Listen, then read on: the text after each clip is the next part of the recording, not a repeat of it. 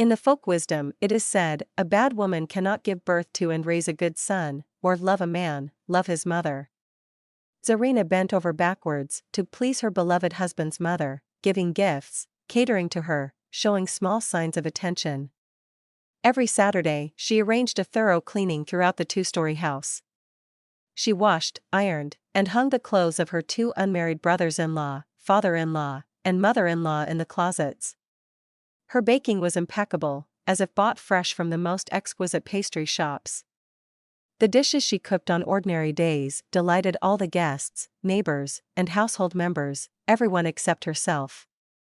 Perpetually pursed lips, a dissatisfied gaze, quiet whispers of curses behind her back. Zarina didn't tell her husband about this, she didn't want to poison her love with venom. The wise young woman understood perfectly well that her son loved and respected his mother. She couldn't throw tantrums, demand attention for herself, or argue with the mature woman, she wasn't raised that way. And what would it achieve anyway? Just a temporary respite, then everything would return to square one and get even worse. In front of Zarina's husband, Ruslan, and his mother, Zarina was an angel. The dear daughter-in-law, the apple of her eye. She always wondered how one could be so two-faced, deceitful, and insincere. The 2 years the girl spent in this house after the wedding negated all the good she did because of her relationship with her mother-in-law.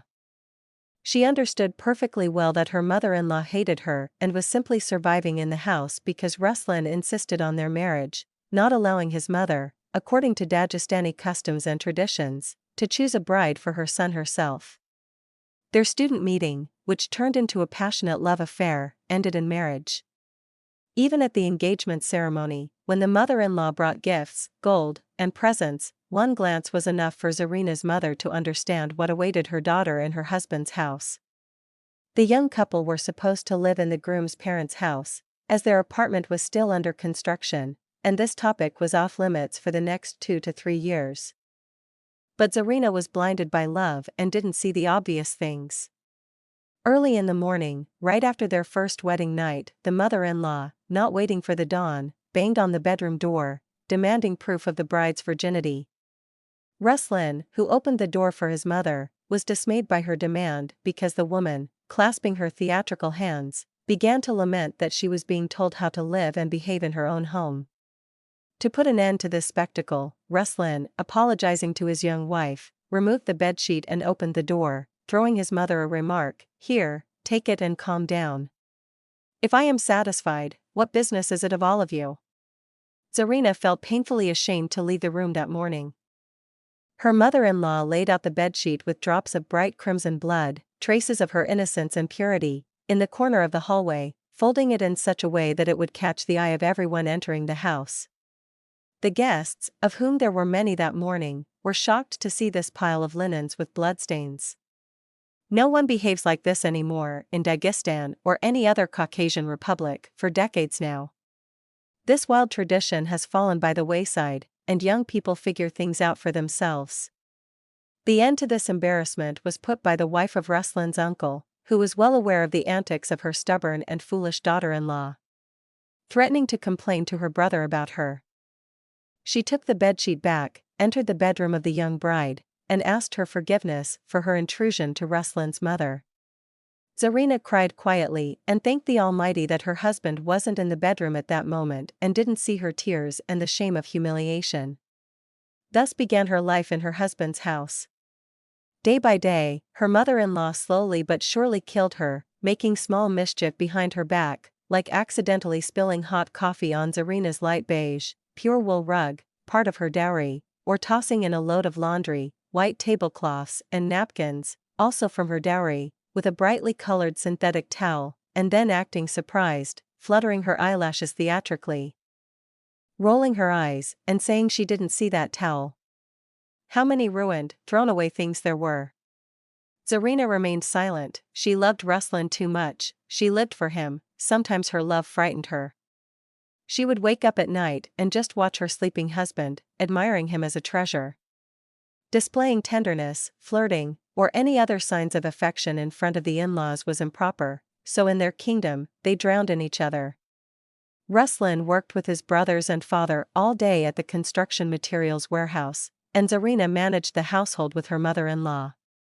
2 years after her foolish mishap on that very first morning, the girl still couldn't bring herself to call her mother-in-law mother.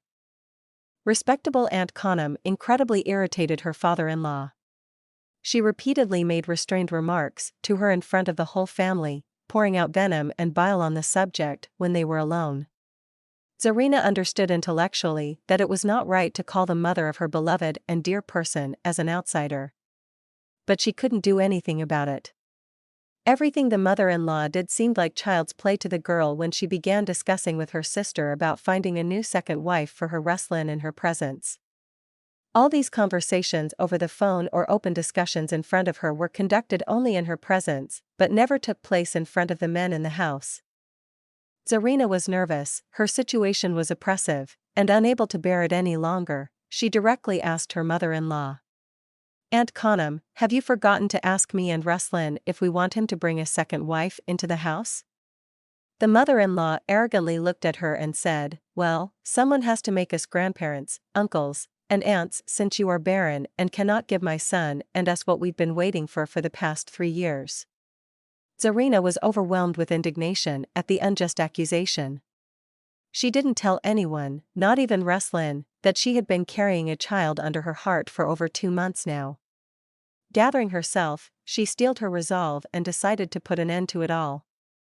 She didn't want to be nervous in her condition, she didn't want the baby to grow up surrounded by nastiness, whispers, and intrigues. It was time to tell her everything she thought, to put an end to her torment once and for all.